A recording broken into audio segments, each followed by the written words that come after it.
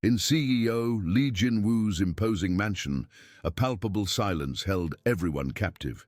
His twin daughters, Ha-na and Ha-yun, hadn't uttered a word since the tragic loss of their mother, turning their home into a mausoleum of memories. No nanny could bear the weight of that silence or the coldness of their father, until Kim Min-ji, a young woman with a gentle smile and a resilient heart, crossed the gates. She didn't know it, but her destiny was about to intertwine with the girl's deepest secret. What happened when the twins saw her, and the gesture she made, was so shocking it would change their lives forever. The air in the imposing living room was as dense as the silence that filled it. Kim Min-ji, her heart beating an anxious yet determined rhythm, took her first steps into the twins' silent sanctuary. There they were, Ha-na and Ha-un, sitting on a soft Persian rug, their small, pale faces framed by dark hair, eyes fixed on an invisible point in space. Two statues of childhood grief, untouched by time and hope. Minji didn't approach them immediately. Her instinct, forged in years of observation and empathy, told her not to intrude. She felt the weight of that silence, not as a barrier, but as a delicate veil protecting wounds still open. CEO Lee Jin-woo watched from a respectful distance, arms crossed, an impassive demeanor that hid a mountain of despair. He had seen this scene countless times, with numerous nannies who had tried and failed. Minji's eyes swept the room, searching for a connection, an invisible thread. She noticed the scattered toys, some untouched, others with a touch of dust like forgotten relics. Then her gaze fell upon a small, intricately carved wooden music box, resting on a side table, almost hidden by a vase of withered flowers. It looked like an artifact from a happier time, now abandoned. Without a word, without a forced smile, Minji walked slowly to the table. Her movements were gentle, almost reverent, as if she feared breaking the fragile quietness of the place. The twins didn't move, but their eyes, once empty, now followed her every step with an almost imperceptible curiosity. Jin-woo also watched, a wrinkle of confusion beginning to form between his eyebrows. What was she doing? No nanny before had ignored the children to focus on an inanimate object. Minji reached out and with her fingertips gently wiped the thin layer of dust from the music box. It was a simple gesture, yet laden with a tenderness that resonated in the silence. She picked up the box, feeling the weight of the old wood in her hands, and carefully turned the small winding key on the side. A soft click, and then a melody began to fill the air. It wasn't a cheerful song nor a childish lullaby. It was a melancholic, sweet and familiar tune that seemed to whisper stories of love and loss. A song that, for some reason, Minji felt belonged to that place, to those girls. The melody floated through the room, a thread of sound that intertwined with the silence, not breaking it, but transforming it. And then it happened. Ha-na, the twin closest to the music box, tilted her head slightly, a movement so subtle it could have been mistaken for a reflex, but it wasn't. Her eyes, previously fixed on emptiness, were now locked on the music box, and then on Minji. Beside her, Ha-un, who seemed even more distant, blinked slowly, and an almost imperceptible tremor ran through her shoulders. The most shocking thing, however, was not the movement, but what followed. A sound so faint it could barely be heard, a muffled sigh, almost a whimper, escaped Ha-un's lips. It was the first sound she had made in over a year. Minji didn't react with surprise or triumph. She just continued to hold the music box, allowing the melody to continue weaving its magic. Her eyes, now meeting those of the twins, were filled with a silent understanding. No pity, no pressure, just a recognition of their pain. She didn't try to smile or speak. She simply was there, present, with the music as her voice. CEO Lee Jin-woo, who had witnessed the scene from afar, felt an electric shock run through his body. His eyes, usually so cold and calculating, widened slightly. He had hired countless nannies, psychologists, therapists, all with the best intentions and the most modern techniques. None of them had managed even a flicker of reaction from his daughters. And now, this young woman, with a simple gesture of cleaning a music box and playing a forgotten melody, had provoked a sound, a sign of life. The tension in the room did not diminish, but it changed. It was no longer the tension of an oppressive silence, but the tension of a newfound possibility. A fragile, almost painful hope began to bloom in Jinwoo's chest, something he thought he had lost forever. Minji, still holding the music box, slowly lowered herself to the girls' level. She didn't touch them, didn't force them to look at her. She just sat there, the soft melody filling the space between them. Hana and Hyun, for the first time in a long time, no longer looked like statues. Their small faces, once so rigid, now showed a shadow of emotion, a glimpse of something that resembled recognition. What would happen next? Minji didn't know, but she felt with a deep certainty that the silence of that house had been, for a brief and precious moment, broken, and that the twins' secret, guarded so jealously, might not be so safe after all. The melody of the music box continued to float in the air, a silver thread of sound that wrapped around the silence, not breaking it, but transforming it. Minji, sitting on the floor, felt the weight of that moment. Her breath held, her heart beating to a rhythm that seemed to echo the song itself. Her eyes, fixed on the twins, searched for any other sign, any indication that the veil of pain that enveloped them might lift, even for a fleeting instant. Hana, the closest, tilted her head even further, her dark eyes fixed on the small wooden box. There was a depth in them now, a curiosity that wasn't present before, a recognition that seemed to pull a memory from a very distant place. Beside her, Ha-Yun, who had previously seemed like a porcelain statue, moved a finger, an almost imperceptible movement. But for Minji, it was like a silent earthquake. The small, pale finger extended, not to touch the box, but to the air in front of her, as if trying to grasp the musical notes dancing in space. CEO Lee Jin-woo, still standing at a respectful distance, felt the ground tremble beneath his own feet. His demeanor, usually an impenetrable mask, now showed a crack. His lips parted slightly, a sigh caught in his throat. He had seen many attempts, many approaches, all failing miserably. But this young woman, with her quietness and her melody, had achieved something he, with all his power and wealth, had never managed. It wasn't just a sound that Ha-Un had emitted, it was a door opening, a sliver of light in a dark room. Minji didn't force the interaction. She just continued to hold the box, allowing the music to be the bridge between them. She knew that any sudden movement, any misplaced word, could close that newly opened door. Patience was her greatest ally, and empathy her compass. She watched the girls, noticing how their small breaths became more noticeable, how their eyes followed the gentle movement of her fingers on the music box. The melody, sweet and melancholic, seemed to tell a story that only they understood. Minji felt it wasn't just a song, but an echo of a lost time, of an absent presence. Could it be their mother's song, a forgotten lullaby? The question hung in the air, as intangible as the music itself. Suddenly, Hana moved again. This time, she turned slightly to Ha-Eun, and their eyes met.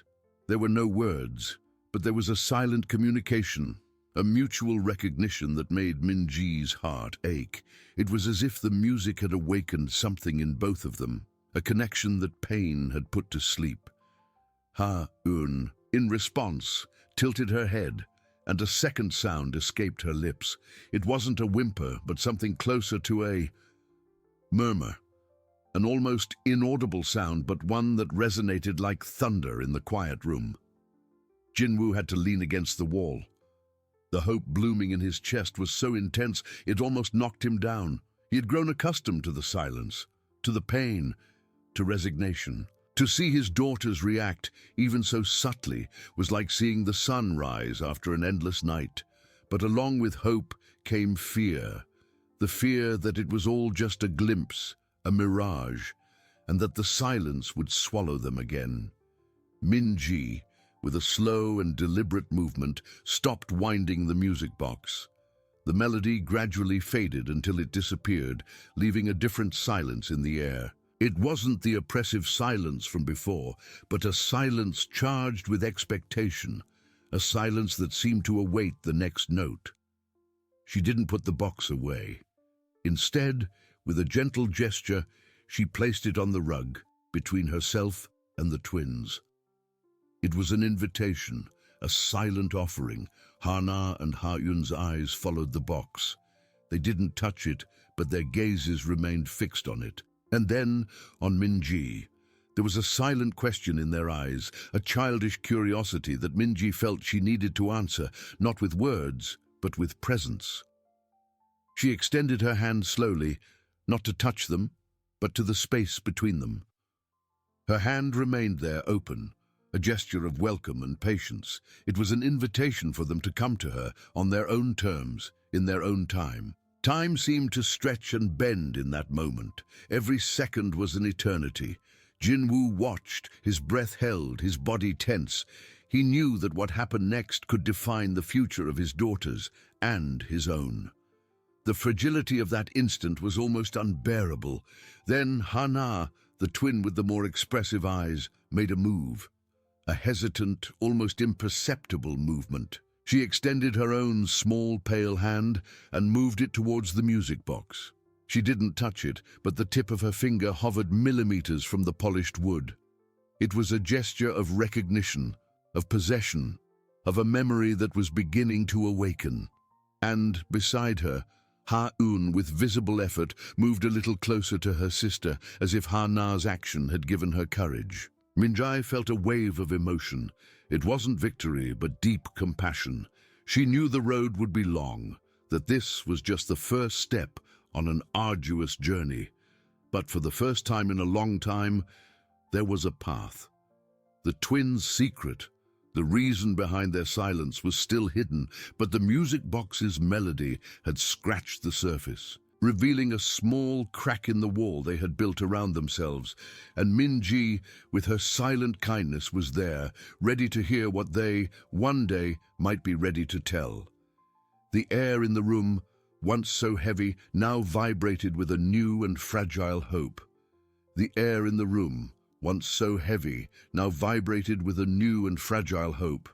The music box's melody had ceased, but its echo seemed to still resonate in the hearts of everyone present. Minji, sitting on the floor, watched the twins with silent intensity. Hana's pale little hand hovered millimeters from the polished wooden box, a gesture of recognition, of a memory that was beginning to awaken. Beside her, Ha-Eun had moved a little closer, as if her sister's courage was contagious. The silence that followed was not the oppressive emptiness from before, but a silence charged with expectation, every breath seeming amplified. Minji kept her hand extended, a mute invitation. She dared not move, fearing she would break the delicate web of connection that had formed. Her eyes, soft and understanding, met Hana's for a brief instant. There was a spark there, a flicker of something that resembled curiosity. And then the unthinkable happened. Hana's finger, hesitant, touched the smooth surface of the music box. There was no force, just a light, almost reverent contact. It was as if she was testing the reality of that object, the truth of the melody that had filled the room. At the touch, a collective sigh seemed to escape the room, though no one had made an audible sound. Jinwoo, leaning against the wall, felt a lump in his throat. He watched the scene with a mixture of dread and ecstasy. Years of silence, of despair, of closed doors, and now, a simple touch. It was a miracle, a fragile miracle he feared could unravel at any moment. His eyes, once so distant, were now fixed on his daughters, their every movement a seismic event in his world. Ha-un, in turn, reacted to her sister's touch. Her eyes, which had followed Hana's movement, now turned to the music box.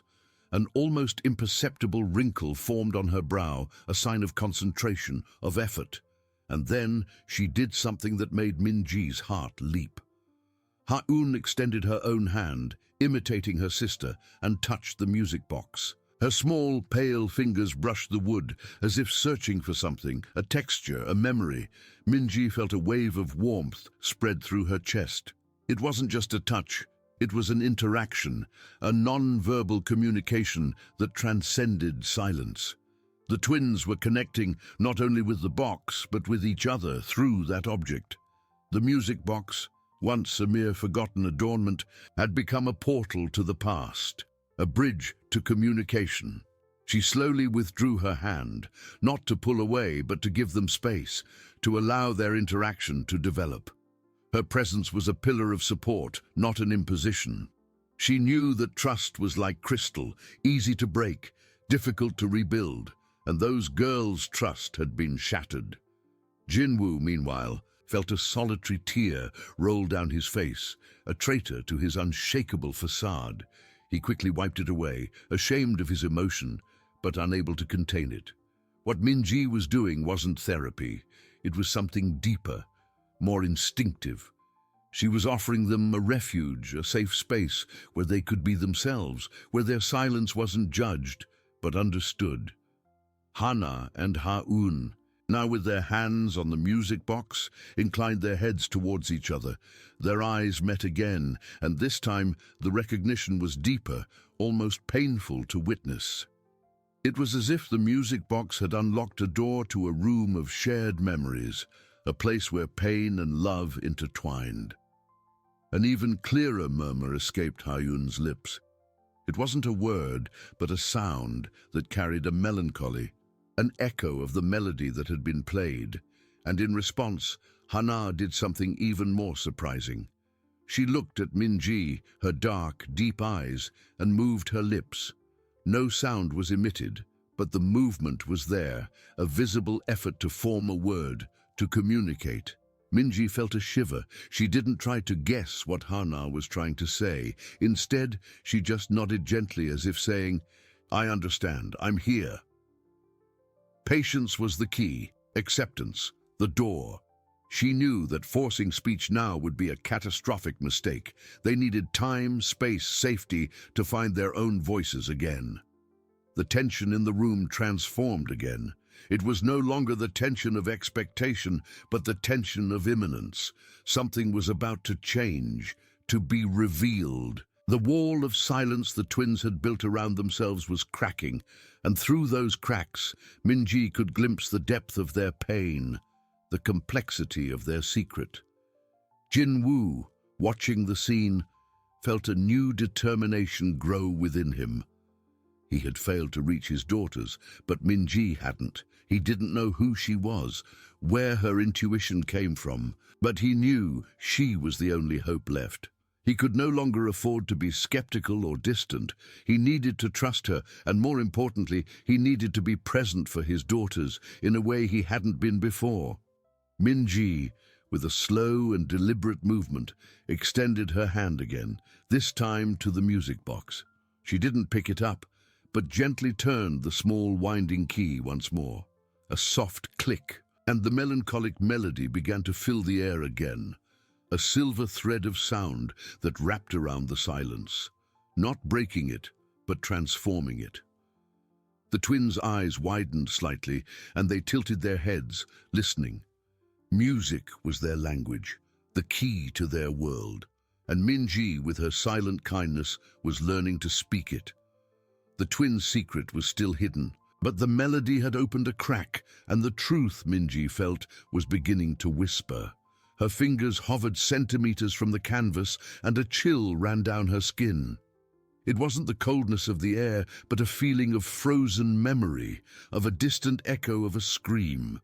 She closed her eyes for a moment, allowing the music box's melody to guide her, allowing the girl's emotions to envelop her. When she opened them again, her eyes focused on a specific detail in the painting, a small wooden bench under a cherry tree, slightly to the right of the center. It was an almost insignificant point, but for Minji, it radiated a different energy, a shadow that the beauty of the flowers could not hide. Hana, as if sensing Minji's focus, let out a sharper sound, an "ah." That wasn't a word, but a gasp of recognition and pain. Her eyes widened, and she pointed her finger again, this time more forcefully, at the bench in the painting. Ha-un, beside her, began to whimper softly, a sound that would break anyone's heart. It was the sound of a lost child, of a pain that could not be expressed. Jinwoo, seeing Minji's reaction to the bench and the intensification of his daughter's suffering, felt his own body tremble. He knew what that bench represented. It was the place where everything had changed. The music box's melody, once soft, now seemed to pound in his ears, each note a reminder of what he had tried to forget. He took a hesitant step forward, his facade of indifference finally crumbling. Minji, without taking her eyes off the painted bench, reached out and, with the tip of her finger, gently touched the canvas, right on the spot of the bench. The exact moment her finger made contact, Hana, with superhuman effort, moved her lips again, and this time a fragile, hoarse sound escaped. "Mama." The word, more whispered than spoken, reverberated through the room like silent thunder. Jinwoo froze, the air caught in his throat. Hatun, hearing her sister, let out a muffled cry, and then, to everyone's shock, she also tried. "Ma! Mama!" It wasn't perfect, but it was undeniable. The twins had spoken, the first word in years, and it was their mother's name. Minji felt an overwhelming wave of emotion, but maintained her composure. She looked at the twins, her eyes full of tears, but also of deep understanding. The bench, their mother, the cherry blossoms. The connection was clear. Their trauma was intrinsically linked to the loss of their mother, and that painting was the key to the exact moment of that loss. The tension in the room became almost unbearable, a tight knot of pain, revelation, and a fragile yet powerful hope. The word "Mama," whispered by Hana and echoed by Ha-un, resonated through the room like a broken bell, a sound no one expected, but which everyone, deep down, longed for. Jinwoo, paralyzed, felt the ground give way beneath his feet. Those syllables, so simple, so laden, were proof that his daughters were not just trapped in silence, but in a pain that was finally finding a crack to escape. His eyes, once hardened by resignation, now shone with a dangerous mix of hope and terror. The hope that the barrier had been broken, the terror of what would come next. Minji, her finger still on the painted bench on the canvas, felt the electricity of that moment. She didn't move, didn't speak, just took a deep breath, allowing the twins' emotion to fill the space. Her eyes met Hana's, who now stared at her with an intensity Minji had never seen. There was a raw vulnerability there, a silent plea for her to understand, for her to help unravel the knot that bound them. Ha-un, her face wet with tears, extended a trembling little hand towards her sister, seeking comfort, seeking confirmation that this was real. The music box's melody continued, a soft lament that now seemed less a song and more a soundtrack to the imminent revelation. Minji knew she couldn't force it. They had taken the first step. Now the path needed to be paved with truth. She removed her hand from the painting and slowly turned to Jinwoo, her eyes conveying a clear message. "It's your turn." Jinwoo, as if waking from a trance, took another hesitant step. His eyes were fixed on his daughters, who now looked at him with a mixture of fear and strange expectation. He swallowed hard, his throat dry, his heart pounding erratically. That painting, that bench, the word "Mama." It all fit into a painful puzzle he had tried to bury. The cherry blossom field, he began, his voice hoarse, almost inaudible. It was her favorite place, your mother's. He pointed to the painting, to the bench. We went there every year in spring. It was our tradition. His eyes filled with unshed tears, memories he had sealed away. The twins, hearing their father's voice, flinched slightly, but didn't look away. Hana squeezed Ha-un's hand tighter, as if preparing for a storm. Minji watched the scene, feeling the tension rise with every word from Jinwoo, a piece of the veil unraveling. That year, Jinwoo continued, his voice choked with pain. You were 4 years old. It was a beautiful day. The sun was shining. The cherry blossoms were in full bloom. Your mother, she was so happy. She loved seeing you running among the petals, laughing. He paused, the image vivid in his mind, a brutal contrast to the present reality. We stopped to rest on that bench. She was reading a book to you, about a princess and a magical garden. Minji noticed a tremor on Hana's lips. Her eyes widened, and she let out a small sound, an that seemed to agree or perhaps to remember. Ha-un, meanwhile, began to rock back and forth, a rhythmic movement that denoted anguish. Suddenly, Jinwoo continued, his voice now a whisper laden with pain. She felt dizzy. She said she wasn't feeling well. I didn't take it seriously enough. I thought it was just the heat, or maybe she was tired. Guilt crushed his words. She leaned back on the bench, and you were sitting on her lap listening to the story. Jinwoo's eyes fixed on his daughters, as if begging for forgiveness. She closed her eyes and didn't open them again. The sentence hung in the air, heavy, brutal. The twins, as if hearing it for the first time, even though they had witnessed it, reacted with overwhelming intensity. Hana let out a muffled scream, a sound of pure agony that tore through the silence. Her small fists clenched, and she began to pound the floor repeatedly, as if wanting to expel the pain that consumed her. Ha-un, beside her, burst into uncontrollable tears, a lament that came from the depths of her soul, a cry that Minji had never heard before. It wasn't a tantrum, but a deep, misunderstood loss. Jinwoo staggered, his legs failing. He had tried to protect his daughters from that memory, but in doing so, he had imprisoned them in an even crueler silence. He knelt, reaching out his hands to them, but hesitated, fearing that his touch might break the fragile bridge Minji had built. Minji, her heart aching, rushed to the twins. She knelt between them, not to restrain them, but to embrace them. She hugged Hana, allowing the girl to pound her chest in her pain. With her other hand, she stroked Ha-un's hair, whispering words of comfort that were not heard, but felt. "She's gone, my little ones," Minji whispered, her voice soft but firm. "Your mama is gone, and you saw it. You felt it." She looked at Jinwoo, who was now crying silently, tears streaming down his face. "They need to understand, Jinwoo. They need to process." Hana, exhausted, stopped pounding. She clung to Minji, her face buried in the nanny's shoulder, sobbing. Ha-un, hearing Minji's words, lifted her head, her eyes red and swollen, but now fixed on the nanny, as if searching for an answer, an explanation for the pain that flooded her. The music box's melody, which had become a mere backdrop, now seemed to intensify, as if celebrating the liberation of a long-imprisoned truth. The silence had been broken, not just by a word, but by a deluge of emotions. The trauma was exposed, raw and painful, but finally, in the light. And Minji, with her unwavering compassion, was there to guide them through the darkness, to help them find their way back to the world of sounds and feelings.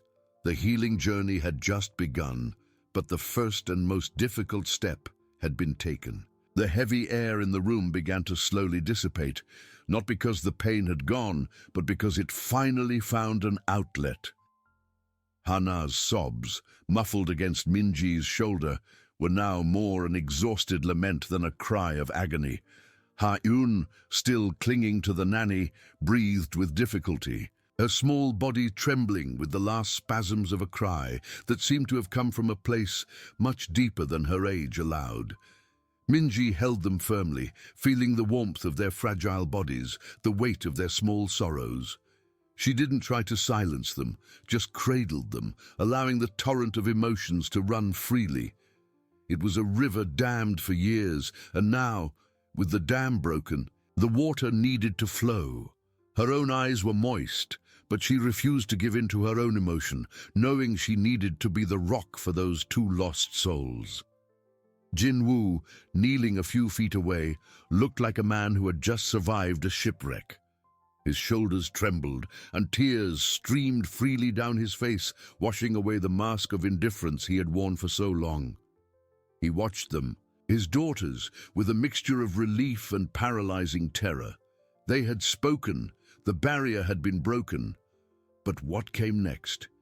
He had been the guardian of silence, and now the truth, however painful, was exposed. He reached out his hand again, hesitant, wanting to touch them, but fearing that his touch might break the fragile connection Minji had established. The music box's melody, once a lament, now seemed like a soft lullaby, an invitation to calm after the storm. Minji, feeling that the worst of the outburst had passed, gently moved Hana away, just enough so she could look into her swollen eyes. "It's okay, my little ones," she whispered, her voice hoarse with emotion. "It's good to cry. It's good to remember." Hana blinked, her eyes still red. But there was a new light in them, a spark of understanding that Minji had never seen before. She didn't speak, but brought a small hand to Minji's face, a gesture of trust worth more than 1,000 words. Ha-Eun, in turn, lifted her head from Minji's shoulder and looked at her father, who was still kneeling, hands outstretched, face contorted by pain. It was a moment of tense silence, where every breath was audible. Jin-woo, feeling his daughter's gaze, withdrew his hands, ashamed, as if he didn't deserve to be there. But Minji wouldn't allow it. "Jin-woo," she said, her voice soft but firm, without taking her eyes off the twins. "They need you. They need to know you're here." He hesitated, but the determination in Minji's eyes was undeniable. Slowly, he shuffled a little closer until he was beside Minji and the girls. He didn't touch them, just sat there, his presence a new addition to the circle of comfort. Ha-Eun, with a small sound that seemed like a choked sob, extended her trembling little hand towards her father. It wasn't an invitation for a hug, but a recognition. A thread, tenuous and almost invisible, had been pulled between them. Jin-woo, surprised, looked at Ha-Eun's hand, then at Minji, who gave him an encouraging nod. With his heart in his throat, he extended his own hand, large and strong, and allowed Ha-Eun's small fingers to touch it. There was no squeeze, just a soft contact, a mutual recognition. Hana, observing the interaction, let out a deep sigh. She turned to the painting, to the bench painted under the cherry trees, and then, with visible effort, she pointed to the figure of the woman in the painting, their mother. "Mama," she whispered again, the words still fragile, but now with a clearer intention, less laden with panic and more with a gentle melancholy. Ha-Eun, hearing her sister, repeated, this time a little louder, "Mama." Minji felt a lump in her throat. It wasn't just the repetition of the word, but the way they said it. It wasn't a cry of pain, but a call, a recognition. They were beginning to name the loss, to give voice to what had been silenced. "Yes, your mama," Minji confirmed, her voice choked. "She's in the painting, she's in your memories, and she's here, in your hearts." She touched Hana's chest. Then Ha-Eun's.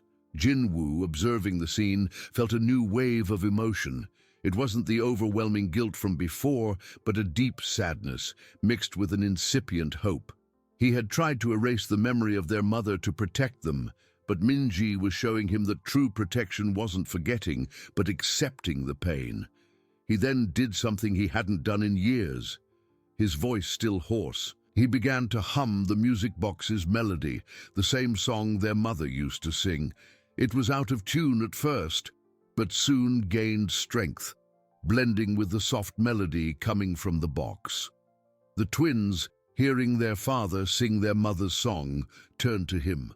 Their eyes, once filled with fear and pain, now carried an expression of surprise and perhaps a glimpse of comfort. Hana, still in Minji's lap, tilted her head, listening intently. Ha-un, her hand still touching her father's, closed her eyes, allowing the music and his voice to envelop her. Minji watched the scene, her heart overflowing. This was the first step. It wasn't complete healing, it wasn't the end of the journey, but it was the beginning. The silence had been broken, not just by words, but by a melody and a touch, by a painful truth that finally was being faced. The tension in the room had transformed into a fragile yet powerful promise of connection. The family, broken by tragedy, was beginning to rebuild itself, one whisper, one tear, one lullaby at a time. The path would be long and arduous, but for the first time in years there was light at the end of the tunnel. The music box's melody continued to echo, now no longer a solitary lament, but a thread of hope intertwined with Jinwoo's hoarse voice. Every note he sang was a hesitant step out of the abyss of his own silence, a confession of pain and, finally, of love. The twins, once trapped in their own bubble of trauma, now seemed to absorb every sound, every vibration. Hana, still nestled in Minji's lap, lifted her head, her eyes fixed on her father. There was no more panic, only a melancholic curiosity, as if trying to unravel a long-forgotten enigma. Ha-un, her little hand still touching Jinwoo's, closed her eyes, a small sigh escaping her lips. It was a sound of surrender, not of defeat, but of acceptance. The music enveloped them, a sonic embrace that allowed them to feel their mother's presence in a new, less terrifying, more comforting way. Minji watched the scene, her heart aching with a mixture of exhaustion and deep joy. She felt the weight of the world on her shoulders, but the image of that family slowly reconnecting was the most valuable reward. Jinwoo's silent tears flowed, but now they were tears of liberation, washing away years of guilt and regret. He was no longer the distant, tormented father, but a man who was, finally, allowing himself to feel. When the music box's soft melody came to an end, and Jinwoo's voice fell silent, a new kind of silence filled the room. It was not the oppressive silence from before, but a silence of peace, of understanding. Hana, with a slow and deliberate movement, reached out her little hand and touched Jinwoo's face. Her small fingers traced the line of a tear, a gesture worth more than any words. Jinwoo stopped breathing, shock and emotion etched on his face. He leaned in, allowing the touch, and then, with a choked voice, whispered, "My little ones, Mama." It wasn't an explanation, but a recognition, a sharing of the pain he had tried to hide. Ha-un, in turn, opened her eyes and with visible effort squeezed Jinwoo's hand. A fragile but real squeeze. The bridge had been built and the first steps were being taken. Night advanced and exhaustion finally caught up with the twins. Minji cradled them one at a time until their small bodies relaxed into a deep and, for the first time in a long time, peaceful sleep. Jinwoo watched them, his eyes moist, but now with a glimmer of hope. He helped Minji carry them to bed, and as he tucked them in, he lingered, stroking their hair, a gesture he hadn't allowed himself for years. The house, which had once been a mausoleum of silence and pain, now seemed to breathe. Later in the living room, Minji and Jinwoo sat in comfortable silence, the music box now closed on the table. The tension hadn't completely disappeared, but it had transformed into a thoughtful quietness. Jinwoo finally broke the silence. "Minji-shi," His voice was hoarse, but laden with a gratitude he couldn't express in words. I don't know how to thank you. You brought them back." Minji shook her head. "They never left Jinwusi. They were just trapped, and so were you." She looked at him, her eyes gentle but firm. "This is just the beginning. Healing is a long and difficult road. There will be good days and bad days. But the most important thing is that the truth has been exposed. They can begin to process." Jinwu nodded, his head bowed. "I was a fool. I thought I was protecting them, but I was only hurting them more."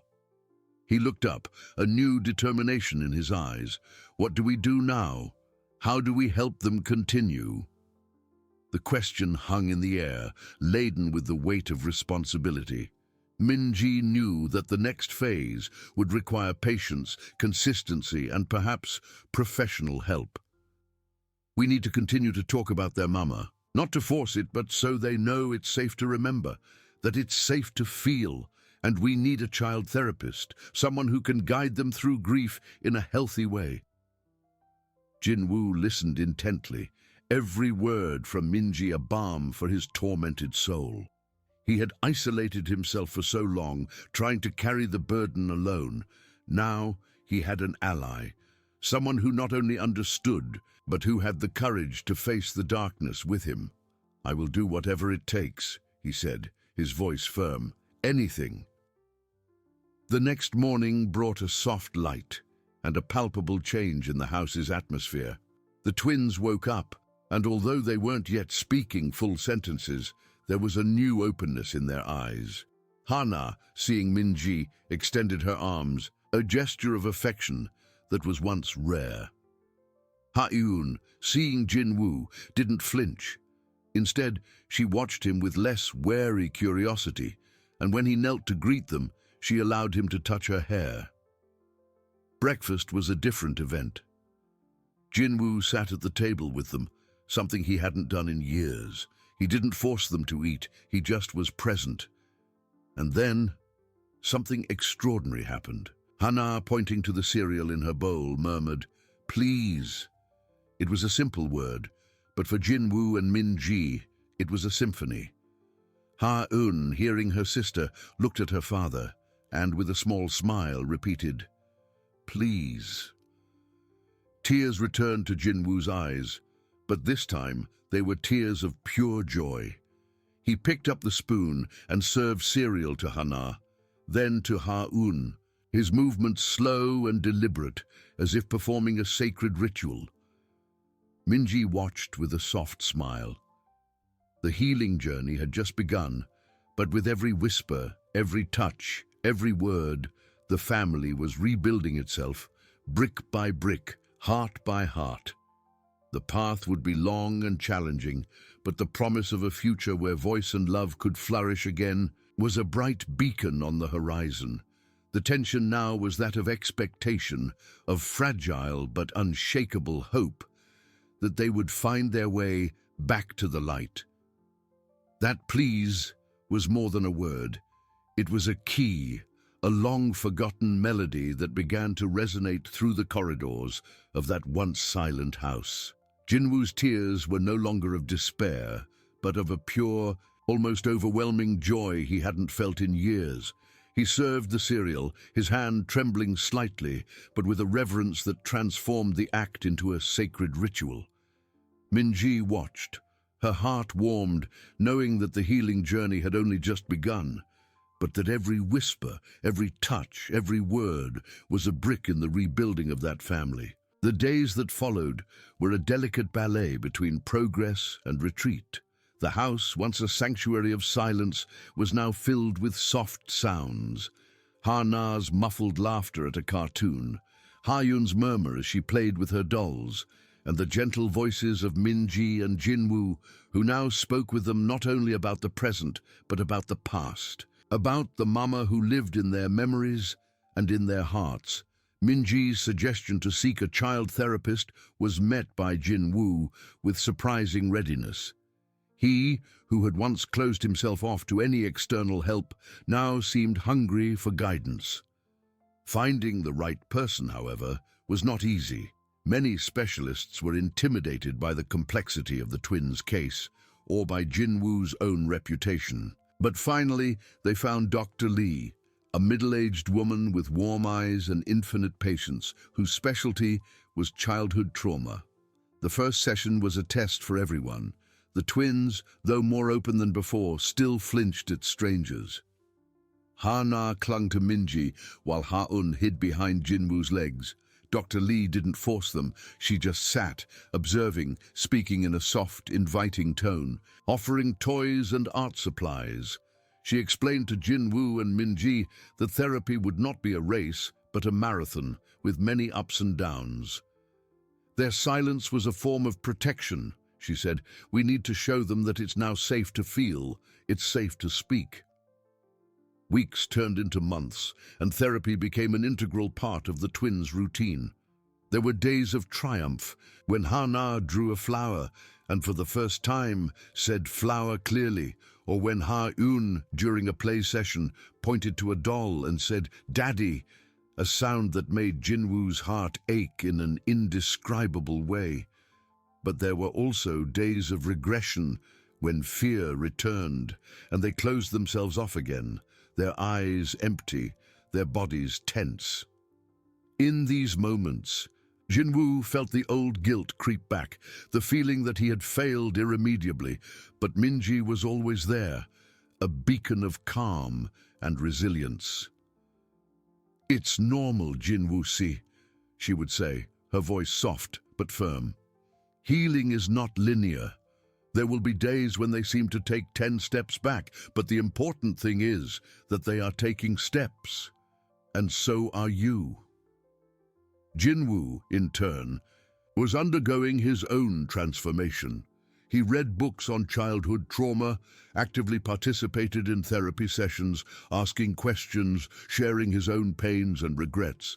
He began to spend more time at home, delegating responsibilities at the company, prioritizing his daughters above all else.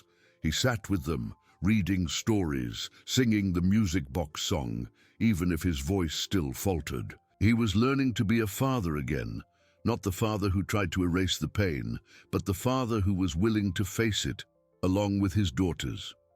Minji watched all this with a mixture of admiration and weariness.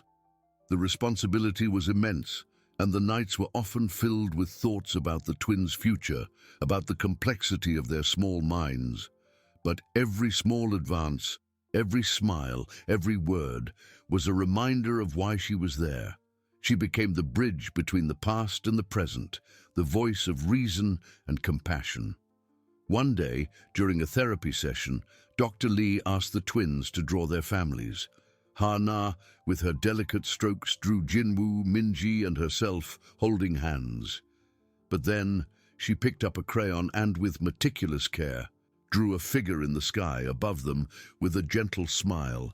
"Mama," she whispered, pointing to the figure. Ha-un, who was drawing next to her, looked at her sister's drawing and then, without hesitation, drew a similar figure in her own drawing next to her family. Jinwoo, observing the scene, felt a lump in his throat. There was no longer the panic or the overwhelming pain. There was sadness. Yes, but also an acceptance, an understanding that their mother didn't need to be forgotten for them to live. She could be remembered, loved, and yet they could move forward. That night, as the twins slept soundly, Minji and Jinwoo sat in the living room. The silence was different now. It was a silence of peace, punctuated by the soft breathing of the girls upstairs. "They are remembering her," Jinwoo said, his voice low, "and they're not afraid." Minji nodded, a tired but genuine smile on her lips. "They are learning to carry her memory, not as a burden, but as part of who they are. And so are you, Jinwoo-si." He looked at her, his eyes filled with a gratitude that words could not express. "I wouldn't have made it without you, Minji-si. You saved us." Minji shook her head. "You saved yourselves. I just showed the way to the light." The journey was far from over. There were still many layers of pain to unravel, many words to be said, many fears to be faced. But for the first time in years, the family was united, not just physically, but in spirit, walking side by side towards a future where voice and love, finally, could flourish. The tension now was that of expectation, of fragile but unshakable hope that they would find their way back to the light together. The journey, as Minji had predicted, was far from a straight line. It was a labyrinth of emotions, of steps forward and, at times, backward. But with each dawn, a new promise unfolded, a thread of hope intertwined with the resilience of that family. Jinwoo's words, "You saved us," echoed in Minji's mind, a heavy burden and at the same time, a sweet melody. She didn't see herself as a savior, but as a catalyst, someone who lit a small flame in the darkness. Days turned into weeks, and the twins' voices, once sporadic whispers, began to gain body and confidence. Hana, the more expressive, started asking simple questions about the colors of birds in the garden or the taste of ice cream.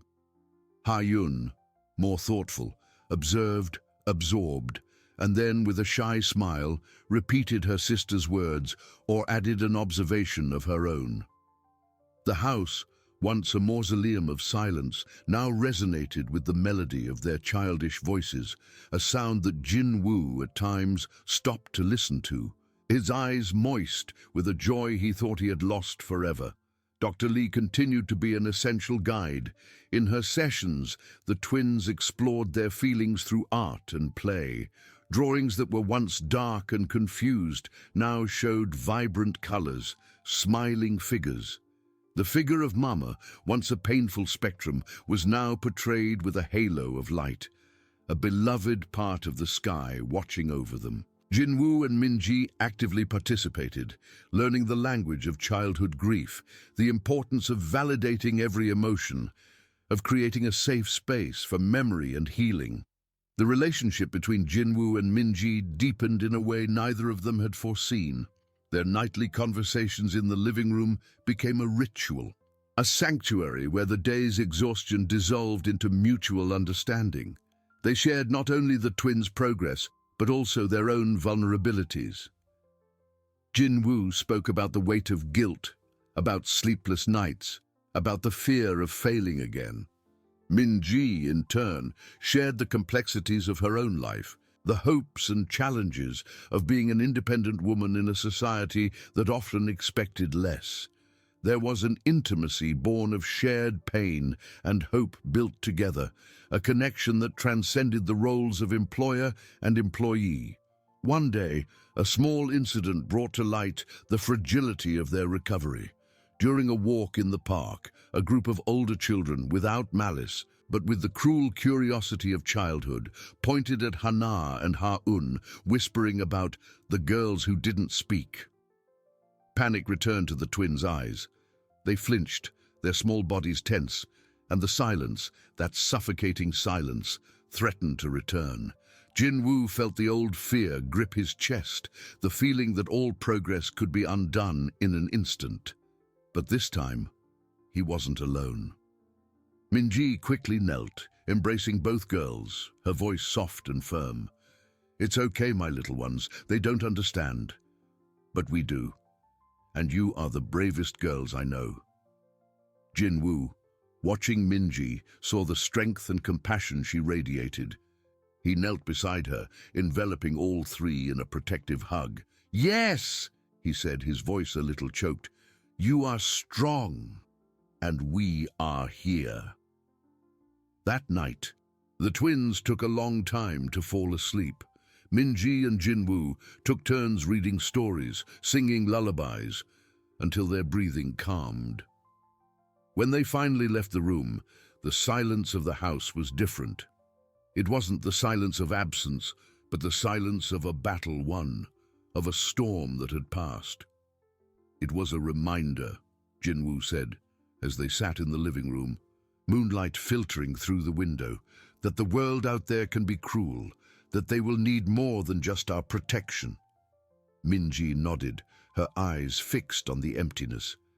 They will need their own voices, Jinwoo-si, their own strength, and we are helping them find that. She looked at him, a gaze that held a depth beyond words. You are becoming the father they always needed, but that you didn't know how to be.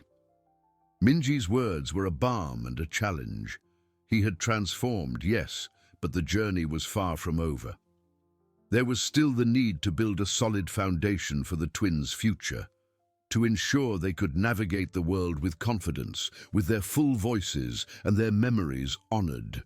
The tension now was that of construction, of building a future that seemed finally within reach. Hope, once fragile, now solidified, brick by brick, heart by heart, in the promise of a family that, despite its scars, was learning to flourish again. The months that followed were a testament to human resilience. Hana and Ha-Yun's voices, once timid and hesitant, blossomed into a chorus of childish laughter and conversation. Jinwoo's house, which once echoed with a heavy silence, was now filled with the melody of their games, discussions about which doll was prettier, and incessant questions about the world around them. Jinwoo watched, often with tear-filled eyes, each new word, each new phrase like a miracle unfolding before him. He had learned not to rush, to savor every small advance, to understand that healing was not a destination, but a continuous journey. Minji continued to be the pillar, the bridge. She encouraged them to interact with other children at school, to express their feelings when frustration arose, to use their voices to make themselves heard. There were difficult days, of course. The memory of the incident in the park served as a constant reminder that the world would not always be kind. But, with Dr. Lee's guidance and the unwavering support of Jinwoo and Minji, the twins learned to face these challenges. They learned that their voices were powerful not just for speaking but for defending themselves, for expressing their joy and their pain. One day, during a school performance, Hana and Ha-Yun went on stage. Jinwoo and Minji were in the front row, their hearts pounding. The girls, holding hands, sang a children's song, their voices small but clear, filling the auditorium. There was no more fear in their eyes, only the innocence and joy of children who had finally found their freedom. At the end of the song they bowed and, to everyone's surprise, Hana took the microphone. "We are Hana and Ha-Yun," she said, her voice a little shaky but firm, "and we love to sing." Ha-Yun beside her smiled and waved. The audience erupted in applause, but for Jinwoo and Minji it was more than applause. It was the sound of victory, of hope realized. The relationship between Jinwoo and Minji had transformed into something deep and undeniable. Their nightly conversations in the living room, once focused exclusively on the twins, now extended to their own lives, their dreams, their fears. He saw her not just as his daughter's nanny, but as the woman who had brought light back into his home, who had taught him and his daughters the true meaning of family and resilience. She, in turn, saw in him not just a distant millionaire, but a man who had allowed himself to be vulnerable, who had fought his own demons to become the father his daughters deserved.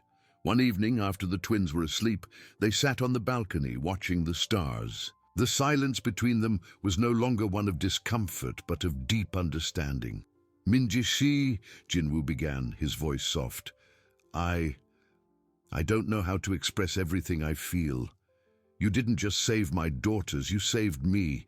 You taught us to live again." Minji turned to him, her eyes meeting his under the faint moonlight. "Jinwoo-si, you did the hardest work. You chose to change. You chose to love. I was just here to support." He squeezed her hand. "But you were here, and I realized I don't want you to leave, not as a nanny, but as part of us, as part of my life." The air between them vibrated with the intensity of that moment. Minji felt her heart race. She had grown attached to them, to this broken family she had helped mend. She had found a purpose, a home, in a way she never expected. "Jinwoo-si," she whispered, words caught in her throat. He squeezed her hand. "I know it's a lot to ask, but I see a future with you, with the girls. A future where we can build something together, a complete family where love and voice will never again be silenced." Tears streamed down Minji's face, but they were tears of joy, of relief, of a hope she didn't know she carried. She didn't need words. Her squeeze of his hand, the look in her eyes, was the answer. That moment, under the stars, marked the beginning of a new chapter, not just for Jinwoo and Minji, but for Ha-na and Ha-yun. Dr. Lee, in her last session with the family, watched the twins playing, laughing, talking openly. "They are no longer the girls who didn't speak," she told Jinwoo and Minji. "They are the girls who found their voices, and a family that loves them unconditionally." Jinwoo and Minji looked at each other, a shared smile on their lips. The journey had been long and painful, but they had reached the light. The scars would remain, a reminder of what they had overcome, but no longer as a burden. They were part of the story, of the strength that united them. The house, once a mausoleum of pain, was now a sanctuary of love, laughter, and voices singing the melody of a new life. The family finally was complete, not by absence but by presence, by acceptance, and by the love that had flourished where once there was only silence. They had found their way back to the light, together, and now their voices resonated, strong and clear, in the world.